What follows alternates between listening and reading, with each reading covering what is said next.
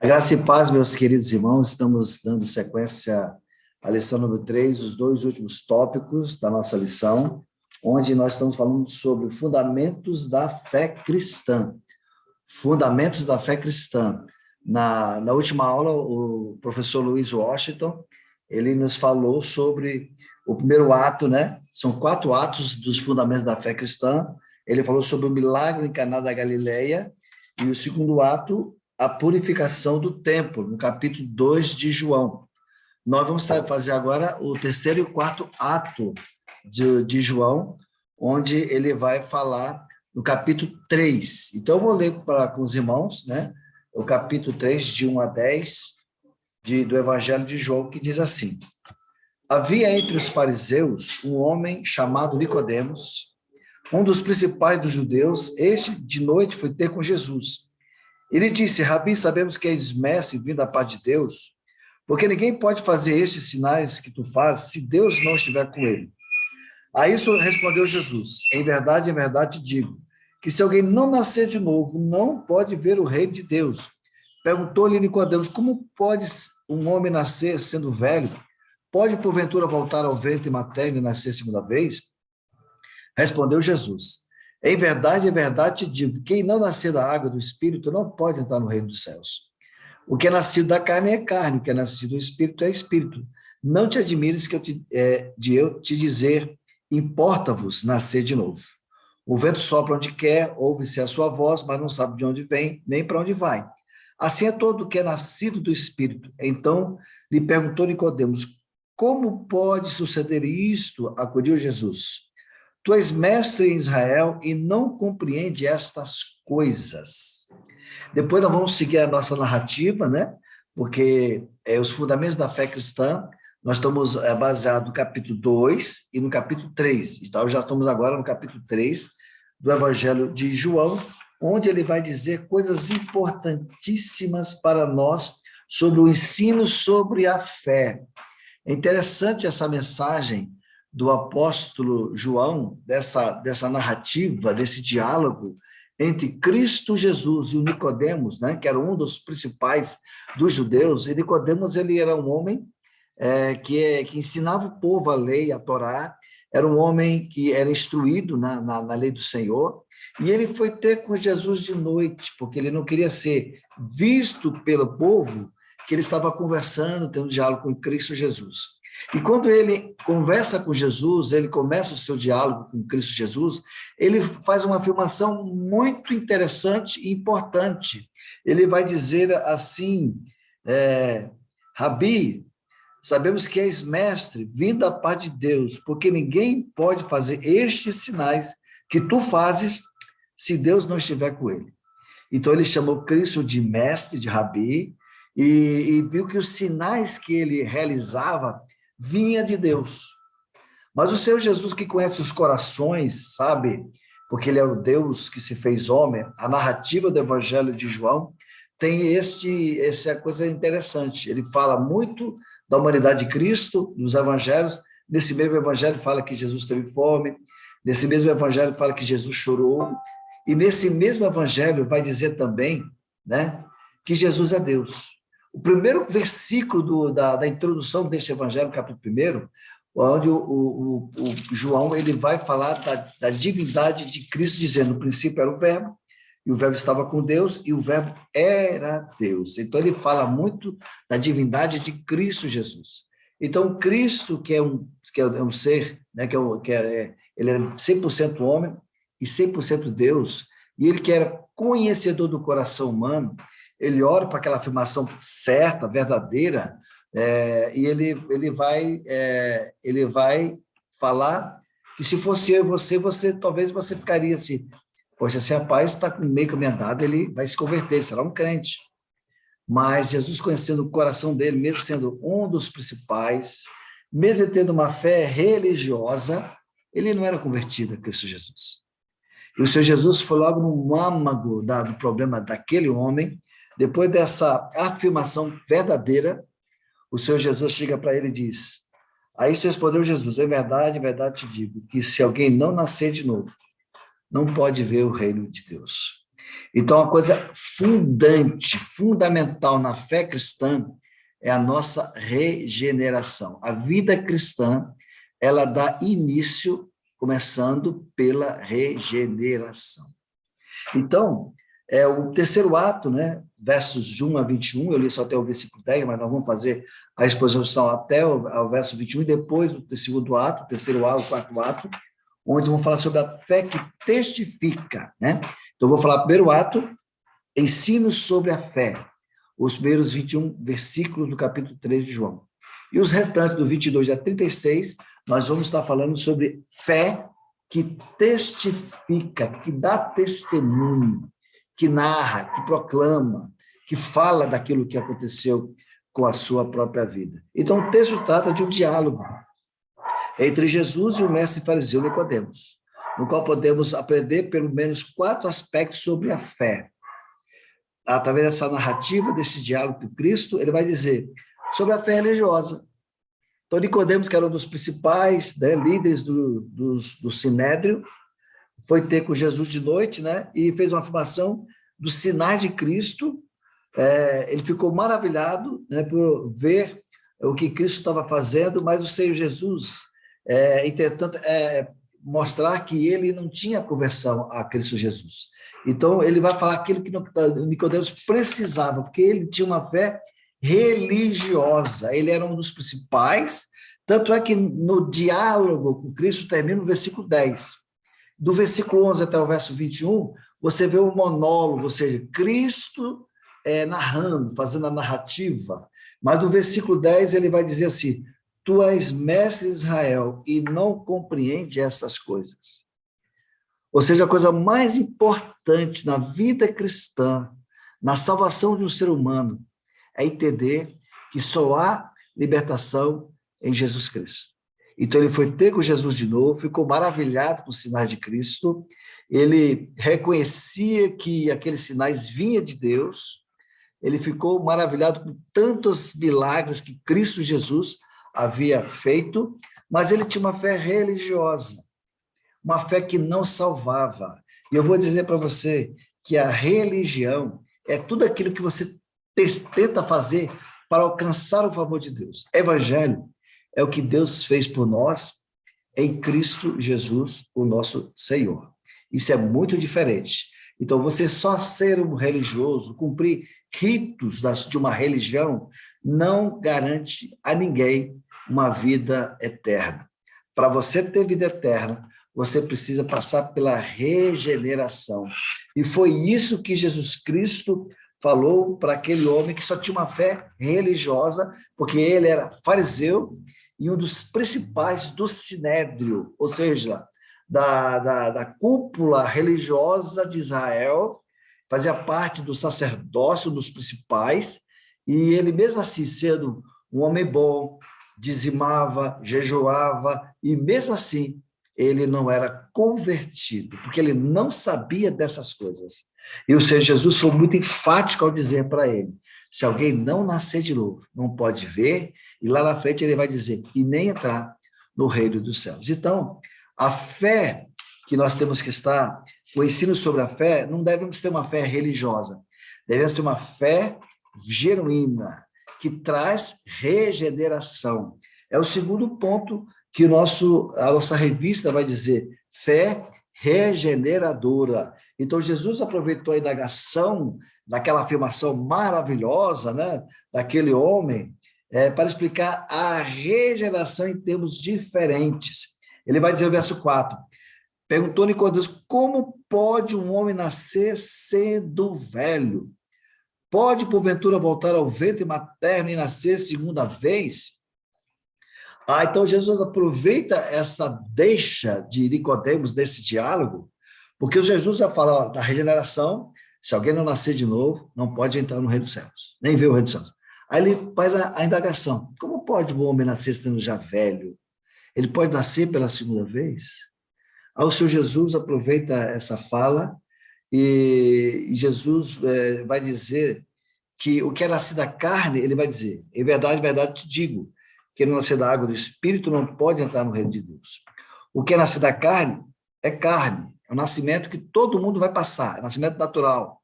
Mas o que é nascido do Espírito é Espírito. Então, meus amados irmãos em Jesus, observe que nesse texto, Jesus falou usando uma linguagem mais apropriada ao contexto do Antigo Testamento. E na prática, Jesus facilitou o entendimento de Nicodemos. Água significava necessidade de purificação, como está muito bem registrado em Números capítulo 19, versículo 17 e 19. Então ele sabia disso, mas ele nunca tinha experimentado sobre isso. Portanto, Jesus fez referência à lavagem espiritual realizada pelo Espírito. Por meio do nascimento natural, as pessoas se tornam membros de uma família terrena, como todo mundo. Para tornar-se membro da família espiritual, é necessário um nascimento do alto, por meio da fé regeneradora. Daí a razão para Nicodemo não se surpreender. Como diz o versículo 7, não te admires, eu te disser, importa-vos nascer de novo. Então, Jesus ele enfatiza a importância que nós precisamos ter do novo nascimento. O apóstolo Paulo ele é muito enfático no livro de Romanos, no capítulo 8, dos 17 primeiros versículos do capítulo 8 de Romanos, o apóstolo Paulo repete várias vezes a ação do Espírito Santo na vida de um ser humano. E no versículo 9, ele vai dizer assim, olha, se alguém não tem o Espírito de Cristo, este tal não é dele. O Espírito testifica no meu espírito que eu sou filho de Deus. Então, quem vai dar essa evidência é o Espírito Santo testificando, selando o meu coração. Então, importa-vos nascer de novo. Então, Jesus está dizendo aqui que é uma coisa urgente, interessante que de forma provocativa, para o bem, Jesus falou algo ainda mais difícil para Nicodemos, versículo 8, e ele vai dizer um sinal, como que é a vida de um regenerado. Ele faz uma ilustração, uma analogia sobre o vento, ele diz no verso 8, o vento sopra onde quer, ouve-se a sua voz, mas não sabes de onde vem nem para onde vai. Assim é todo o que é nascido do Espírito Santo. Então, ele ficou ali, termina-se esse diálogo. Então, ele vai dizer, então ele perguntou a Nicodemos, como pode ser isto? Como pode ser isto? E o Senhor Jesus termina esse diálogo dizendo, você é mestre de Israel e não sabe dessas coisas. A importância do novo nascimento na vida de um crente em Jesus. É interessante que MacArthur vai dizer, no versículo 8, né, que, falando sobre o vento, ele vai dizer assim, o que Jesus quis dizer é que, assim como o vento não pode ser controlado ou compreendido pelos seres humanos, mas os seus efeitos podem ser testemunhados, assim também acontece com o Espírito Santo. Ele não pode ser controlado ou compreendido, mas a prova de sua obra é aparente. Onde o Espírito atua, ali a evidência é inegável. Então, somente uma pessoa que teve uma vida transformada, regenerada, vai saber, porque vai ter frutos disso. O Espírito Santo vai guiar, o Espírito Santo vai dar iluminação, vai dar entendimento, vai produzir o fruto que é paz, alegria, amor. Tudo isso são evidências de que a pessoa foi realmente transformada pelo poder do Espírito Santo. Então, nesse diálogo, e a fé, ela é salvífica. Então, Nicodemos perguntou, como pode ser isso? Verso 9. Era de se esperar que Nicodemos não entendesse. Como mestre, ele conhecia o Antigo Testamento, mas aquela linguagem estava distante de sua compreensão. Por isso, Jesus questionou o seu próprio conhecimento. Então, meus queridos, desse ponto em diante, o diálogo, como já disse, se torna um monólogo de Jesus. Primeiro, Jesus informou que ele é testemunha real da sabedoria que vem do alto. Olha o versículo 11, que vai dizer, em verdade te digo, que nós dizemos o que sabemos e testificamos, o que temos visto, contudo não aceitas o nosso testemunho. Segundo Jesus, novamente fez um paralelo entre o material e o espiritual. Versículo 12. Se tratando de coisas terrenas, não me credes. Como crereis se vos falar das celestiais?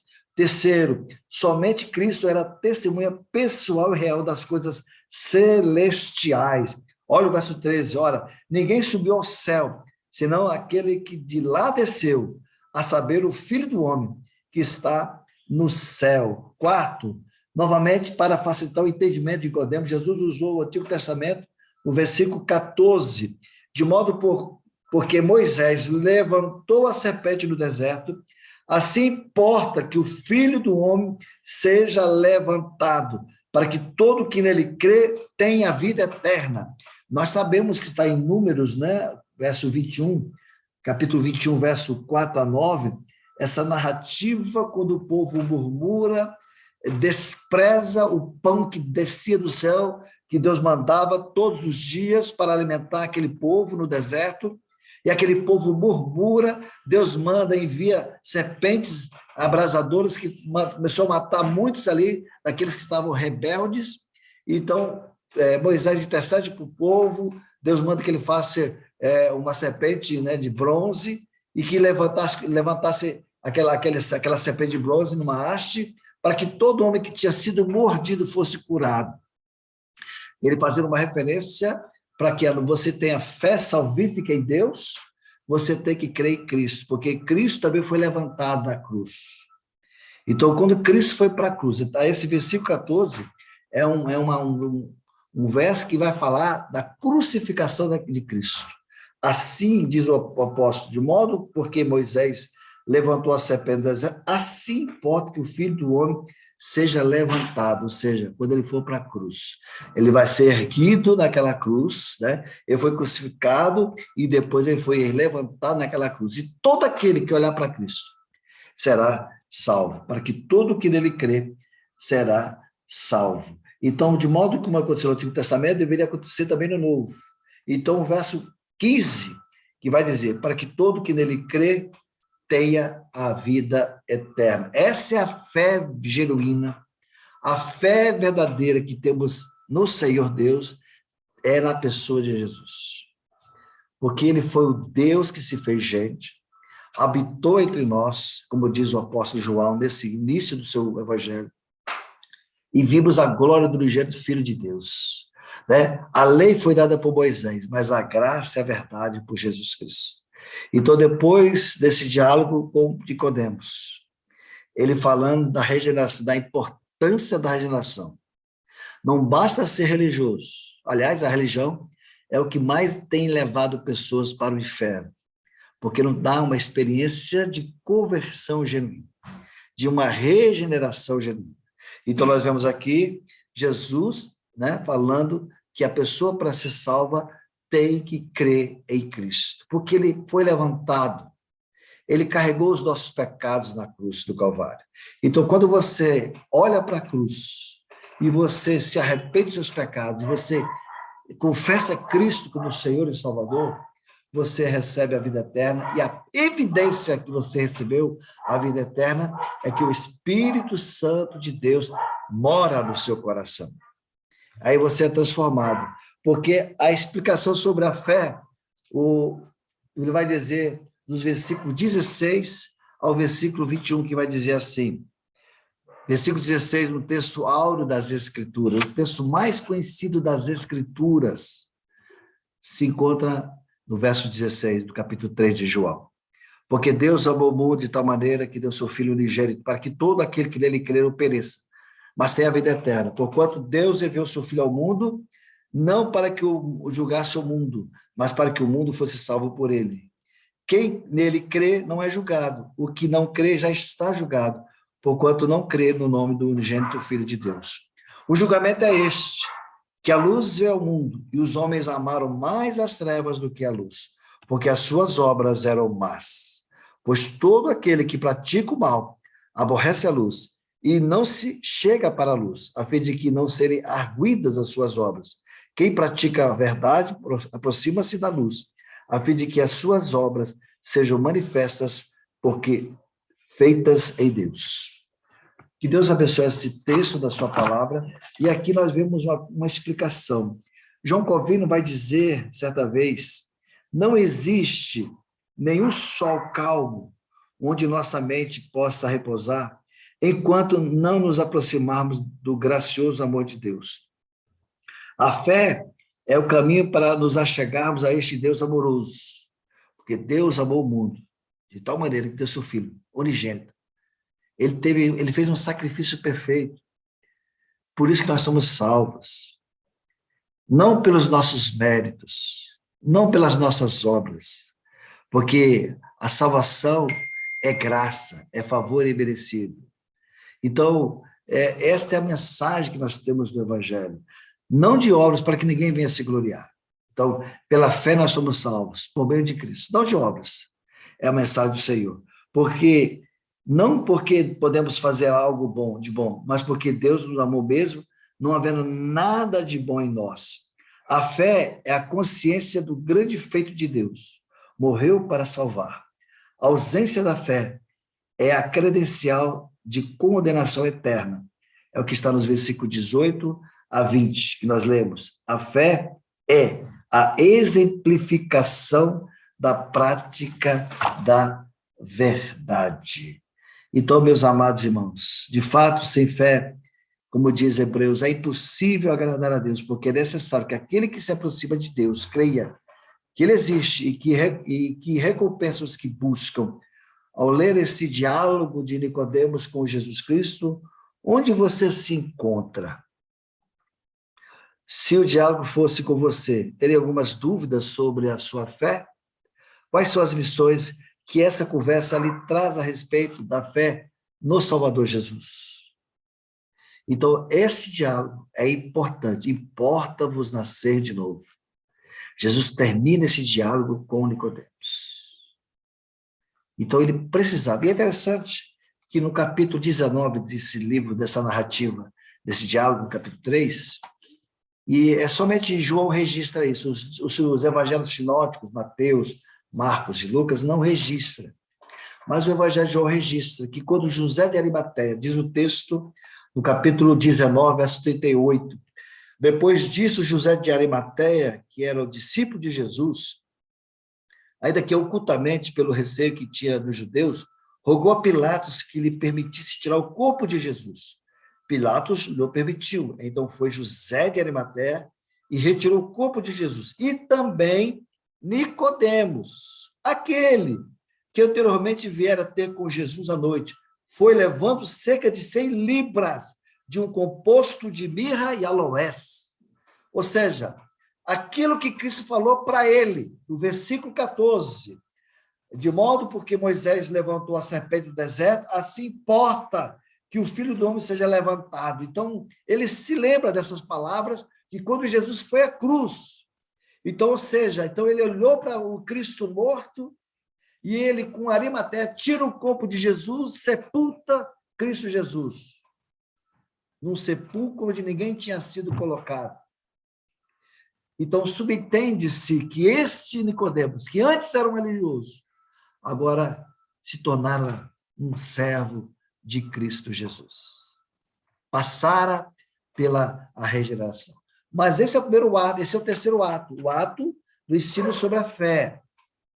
Agora, o quarto ato, que é um dos fundamentos da fé cristã, que nós estamos estudando, capítulo 2 e 3 de João, ele vai dizer para mim, para você aqui, o quarto ato, fé que testifica. Porque começa o testemunho do próprio Espírito. Quando você se converte a Jesus Cristo, como diz o apóstolo Paulo, o Espírito Santo testifica no meu espírito que eu sou filho de Deus. Olha, você é filho de Deus. Você foi alcançado pela graça do Senhor. E todo aquele que é alcançado pela graça do Senhor, todo aquele que recebeu a regeneração em Cristo Jesus, ele tem que testificar. Ele tem que anunciar a graça do Senhor Jesus. É isso que nós vamos ver dos versículos 22 a 36, que vai falar de João, que batizava. Olha o texto. Depois disto, foi Jesus com seu discípulo para a terra da Judéia. Ali permaneceu com eles e batizava.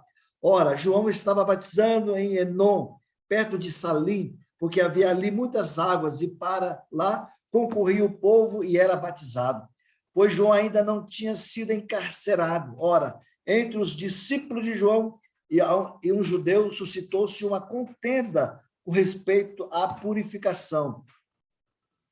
Ou seja, João estava batizando, os discípulos de Jesus também. E foram ter com João e lhe disseram: Mestre, aquele que estava contigo além do Jordão, da qual tem dado testemunho, está batizando, e todos lhe saem ao encontro.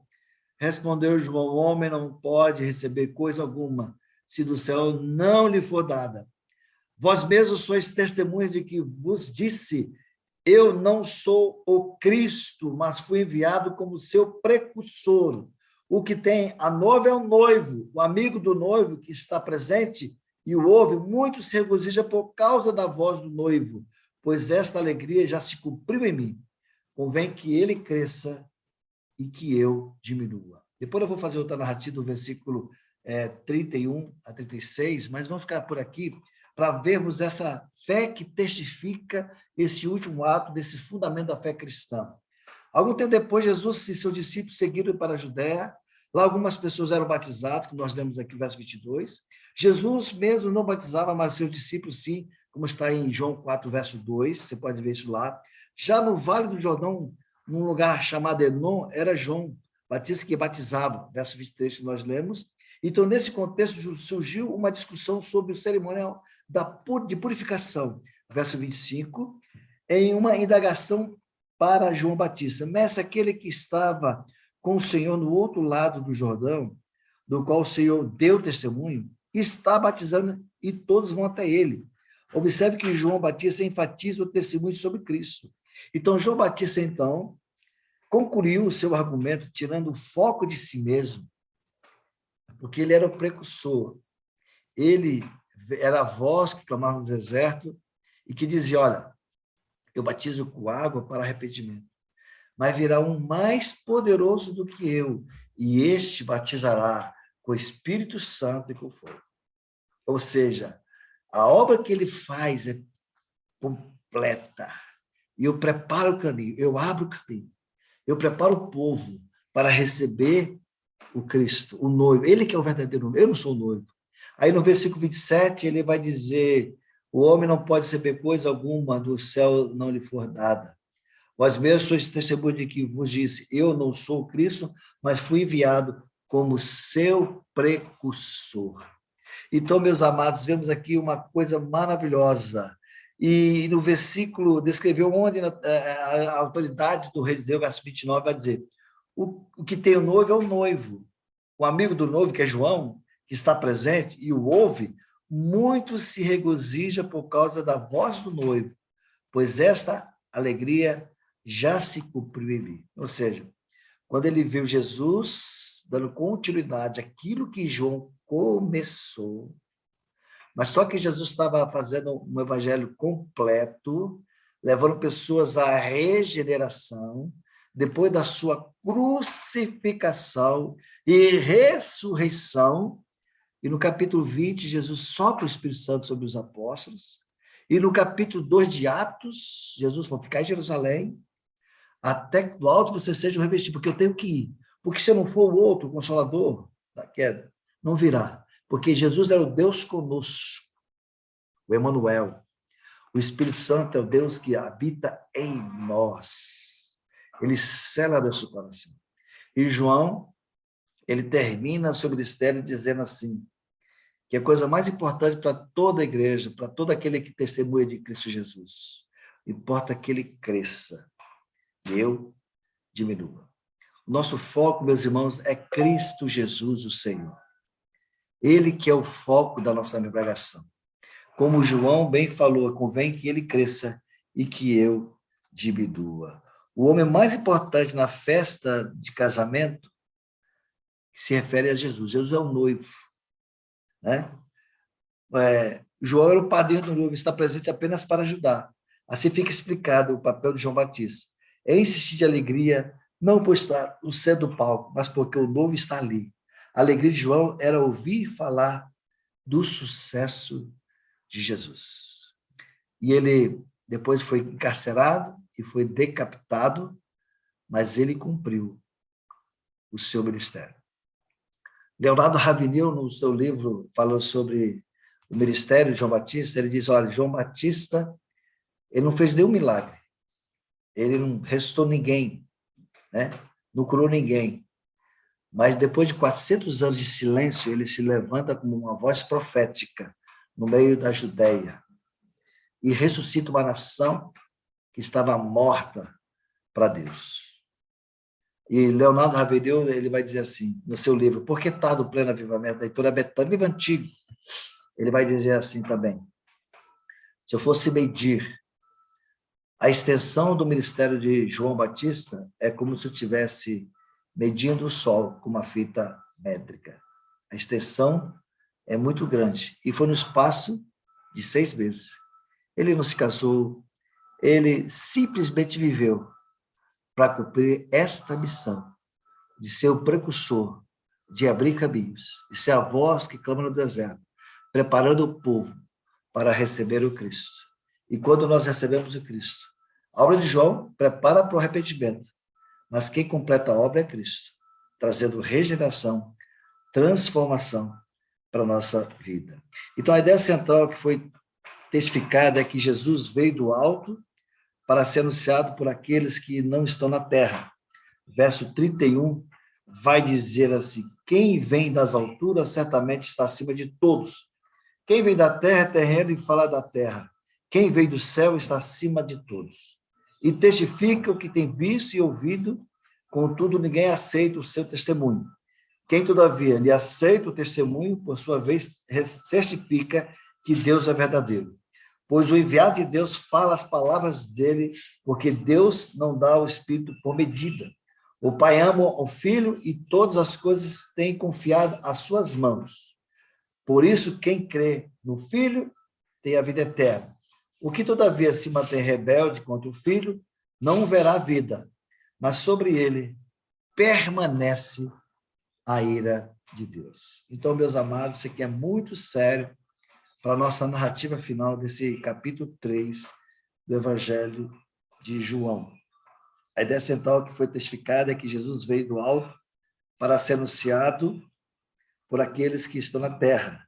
Entretanto, esse testemunho pode ou não ser aceito pelos que são deste mundo. O ministério terreno de Cristo revela o próprio Deus e a sua autoridade. Ele tem autoridade que ele teve um espírito sem medida. Ele foi pleno de Deus, foi cheio da graça de Deus. Então se conclui, por isso, quem crer no Filho tem a vida eterna. Quem se mantém rebelde contra o Filho não verá vida, mas sobre ele permanece a ira de Deus. Então, Deus é justo e justificador. Então, Paulo vai dizer que nós fomos salvos da ira de Deus. Quando você crê em Cristo, e você confessa Cristo, e você se arrepende dos seus pecados, você foi salvo do próprio Deus, porque Deus é justo, e ele julga com justiça. Mas para salvar um pecador, a pessoa tem que ter fé única e exclusiva em Jesus.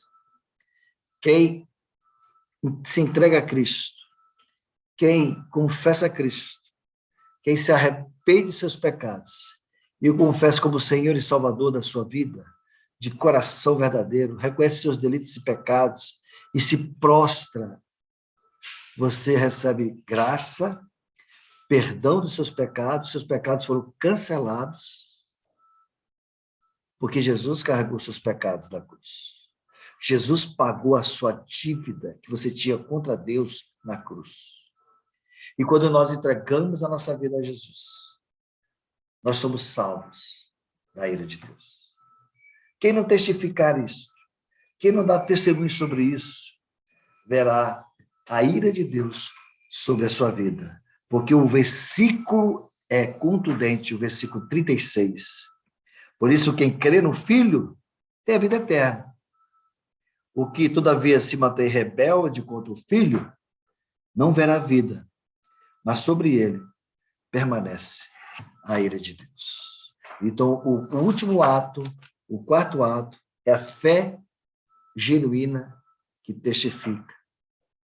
E todos que foram salvos, eles dão evidência da sua salvação e também eles testificam, eles testemunham, eles proclamam para as pessoas que não foram convertidas desse Cristo que veio salvar pecadores. Deus estava em Cristo para salvar pecadores. E nós somos esses pecadores.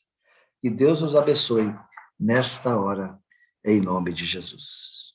Oremos. Pai, nós te louvamos pela palavra, que tu possa estar completando esse texto do capítulo 3 de João, nos corações de todos os irmãos que estão nesta aula online, irmãos que estão participando todos os domingos dessa aula, que o Senhor fale aos seus corações. E aqueles que, porventura, ouvirem essa mensagem, possam ter uma experiência com Jesus. Aqueles que não tiveram a graça de Deus, possam ouvir essa mensagem e receber de Cristo a salvação. Obrigado por tudo, Pai, pois oramos em nome de Jesus. Amém. Que Deus te abençoe em nome de Jesus.